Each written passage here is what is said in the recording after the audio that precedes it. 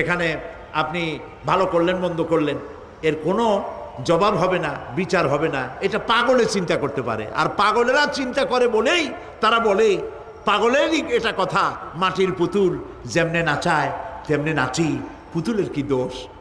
মরিয়া দেখেন, এই গান যারা বিশ্বাস করে মরিয়া দেখেন অবস্থাটা কি হয়। ফেরেশতারা আসা ধোপায় যেমন কাপড় আশ্রায়, ওই রকম ঠ্যাং ধরিয়া কবরের মধ্যে আশ্রাবে আর বলবে যেমনে আশ্রায় তেমনে আশ্রাই, ফেরেশতার কি দোষ।